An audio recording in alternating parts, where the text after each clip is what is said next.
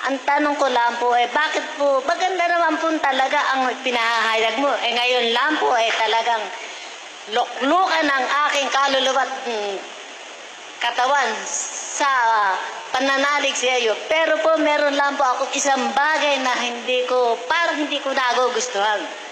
Kasi po may salita kang, ba't ka po nagsasalita ng gago? Hindi po ba yun masama?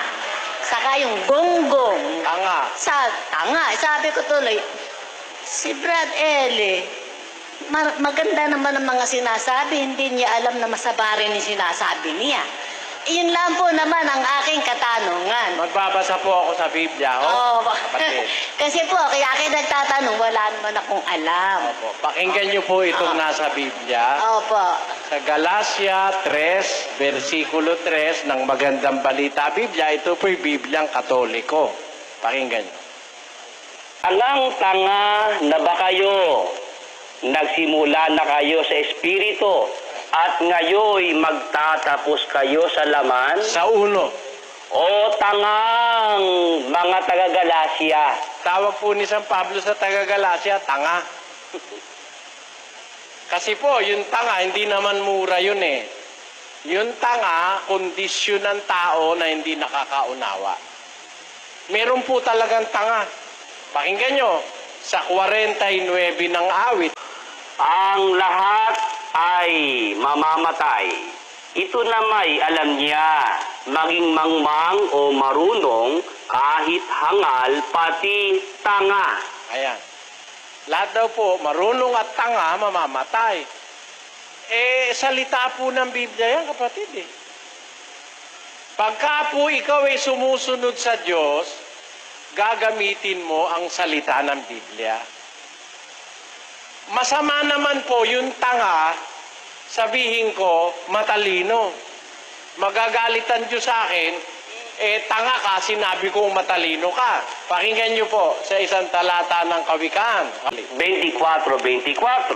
Siyang nagsasabi sa masama, ikaw ay matuwid, susumpain siya ng mga bayan. Pinalitan mo po, halimbawa, tao, masama, sinabi mo, matuwid. Parang binobola mo, kasumpa-sumpa ka sa bayan, sabi ng Biblia.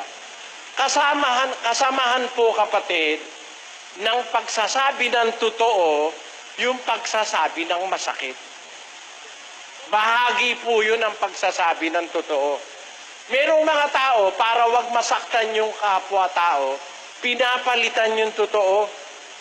Kagaya ng mga paring Katoliko. Ang nasa Biblia, pagtutuli. Pagtutuli. Yun ang salita ng Diyos. Sabi kay Abraham, tutuliin mo ang lahi mo, mga anak mo. Nung isali ng pari yung Biblia, pinalitan yung pagtutuli. Ang inilagay, pagsusunat. Ewan ko, sino po nakakaintindi sa inyo ng salitang pagsusunat? Wala po nun eh. Para pagandahin nila, pinalitan nila yung salita. Pagtutuli, pinalitan ng pagsusunat. Ayoko po ng ganun eh. Sabi kasi ng Diyos, huwag mong babaguhin yung nakasulat. Kaya pagka meron po talagang tanga, kailangan mo sabihin talaga tanga. Hindi tinan niyo. Hindi kayo. Ang ibig ko ganito, kapatid. Kaya po ako nagtatanong. Halimbawa, nagpabili kayo sa inyong anak ng suka. Binigyan yung kasing kilala ko, yung pinsang kong buo, binigyan ng aking tiyahin, eto, gis. Nung araw kasi, gis na suka, pwede na gis na toyo. Eto, gis para sa suka. Ito, gis para sa toyo. Lumakad na, dalawa yung dala, may bote. Nadapa. Nawala daw, hindi niya raw matandaan kung alin dun yung gis na para sa toyo at yung gis na para sa suka. Bumalik sa aking tiyahin. Ano ba dapat kang wala ka pandala? Kasi po, auntie, nadapa po ako. Hindi ko po alam dito kung alin dito yung gis na para sa toyo, yung gis na para sa suka. Sabi nung auntie ko, tanga! Napakatanga mo! Payag ba kayong tanga yon? Tanga ho ba yun? Hindi po. Hindi, tanga talaga. Hindi nga alam yung gis na. hindi tayo marunong tumanggap ng totoo pagka hindi tayo papayag na yun tanga. Ano po ibig ko sabihin? Nagsasalita po ako noon hindi para mang-insulto. Nagsasalita ako noon para sabihin yung totoo. Sa buhay pong ito, meron talagang tanga. Meron pa nga pong loko-loko eh. Atin nyo ha, babasahin natin. Sa Biblia ng Sambayan ng Pilipino, pakibasa. 1:22. Sila'y mga lokong nagmamarunong. Ayon, mga lokong nagmamarunong. Bakit? 25. Sapagkat Pinalitan nila ang katotohanan ng Diyos ng kasinungalingan at sila'y nagsisamba at nangaglingkod sa nilalang kaysa lumalang. sa magandang balita Biblia, nakalagay po, sapagkat 25 po. pinaligdan nila ang katotohanan tungkol sa Diyos. Pinalitan nila ng kasinungalingan. Sinamba nila at pinaglingkuran ang nilalang sa halip na ang lumalang, na siyang dapat papurihan magpakailanman. Amen. Ano sabi ni San Pablo sa kanila? 22. Sila'y mga lokong nagmamarunong. Tawag po ni Pablo, loko eh. Nasa Biblia po yun eh. Alam nyo, ako po siguro kung makakakita kayo ng kagaya ko, hindi ho siguro mas marami sa mundo yung kagaya ko eh. Ako po'y nakahandang kagalitan ng tao, wag lang akong kagalitan ng Diyos eh. Basta't nababasa sa Biblia, ginagamit ko po yun. Halimbawa, meron po ako isang babasahin. Ang dating nito sa isip at sa tenga ng Tagalog, masama eh. Eh, nasa Biblia po ito eh.